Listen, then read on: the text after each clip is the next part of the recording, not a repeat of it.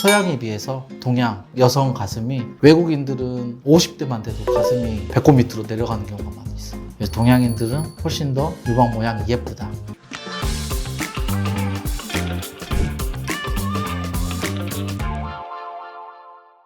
안녕하세요. 저는 외과 전문의 장성민입니다. 지금 파인 땡큐 NDU 외과 원장을 맡고 있고 개업하게 된 지 이제 반년 다 돼갑니다. 원래 그러면 외과 교수님이셨던 거예요? 인천길병원에서 외래 교수 역임했고요. 그 다음에는 유방 전문으로 진료하고 있습니다. 더글로리라는 드라마에 그런 얘기 나오거든요. 딸기 우유 마셔서 너 딸기 우유 많이 마시냐? 그만 마셔도 되겠다. 드라마 보면서 처음 봤는데 저게 딸기 우유랑 상관 있나? 라는 생각이 들긴 했었는데 저는 남자니까 못 들어봤지만 여자들은 또 많이 들어봤다면서요. 실제로 딸기 우유는 식물성 에스트로겐이 있어요. 아마 거기서 나오는 근거 있는 아예 그냥 맹땅 헛소리는 아닌 것 같은데 하지만 용량이 굉장히 작아가지고 가슴이 클 정도의 용량은 아니거든요.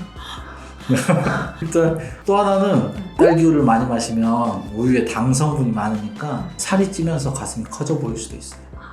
실제 가슴이 큰 건 아니고 비만 때문에 가슴도 비만이 되면서 커져 보일 수 있다.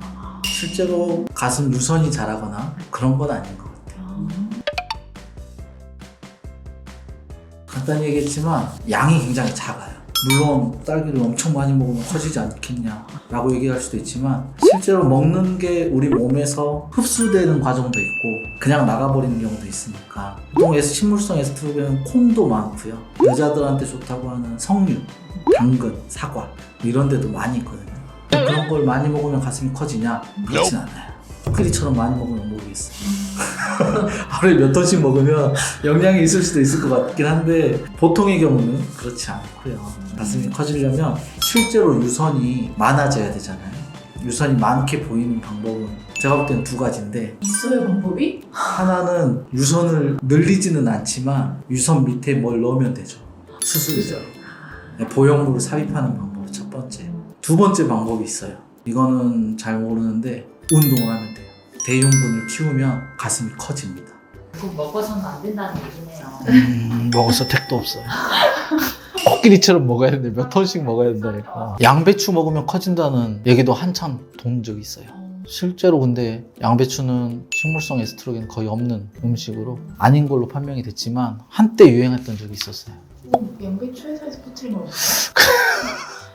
가슴이 양배추처럼 커진다 이 말인가? 아까 두 번째 방법 가슴이 커지는 두 번째 방법 대흉근을 키운다. 실제로 유선을 크게 해서 보여주고 싶은 건 아니잖아요. 외부적으로 봤을 때 커 보였으면 좋겠다, 커진다 이걸 원하는 거니까 갓발을 키우면 돼요. 가슴 밑에 있는 근육이 커지니까 그만큼 가슴이 앞으로 튀어나오는 효과가 있겠죠. 가슴 운동을 너무 많이 하면 지방 빠지는 거 아니에요?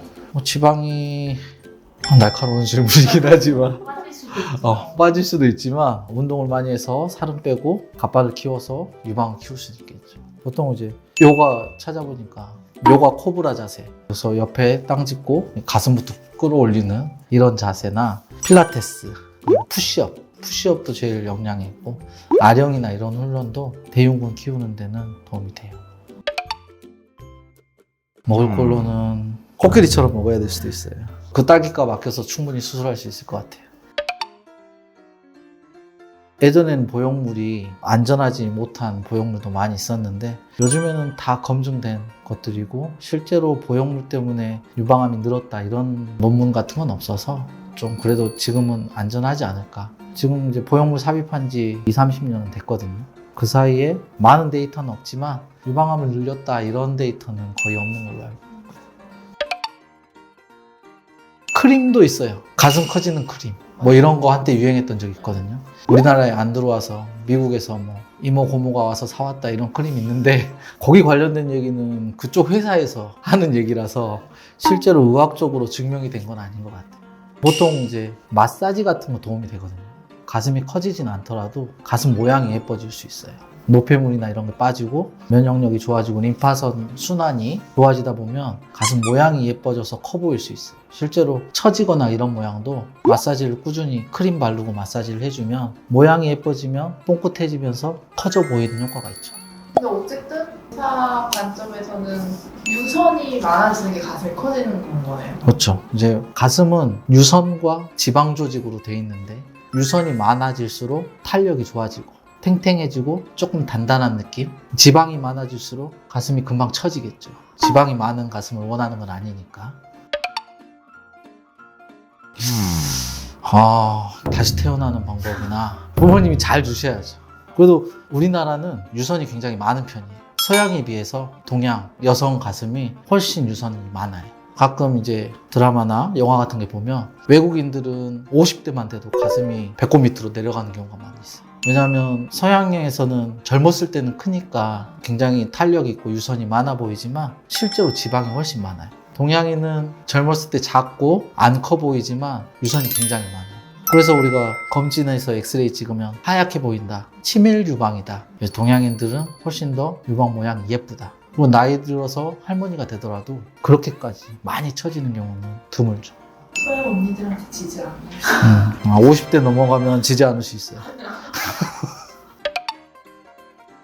가슴 모양 굉장히 다양하거든요. 이제 학회에서 봤을 때 수십 가지 모양이 있어요. 아주 그냥 예쁜 물방울 모양도 있고 원래 아래가 처진 모양이 있고 그냥 선천적으로 타고나는 것 같아요. 유방암이 잘 생기는 모양 자체는 없고 아까 얘기했지만 유선이 많은 치밀 유방 같은 경우는 유방암이 더 잘 생겨요. 서양 사람에 비해서 동양 사람이 유선이 많으니까 유방암에 걸릴 확률이 높다. 왜냐하면 가슴은 유선이랑 지방으로 돼 있는데 어떤 숲에서 나무가 얼마나 빽빽하게 자라느냐 이렇게 얘기하는 경우도 많거든요.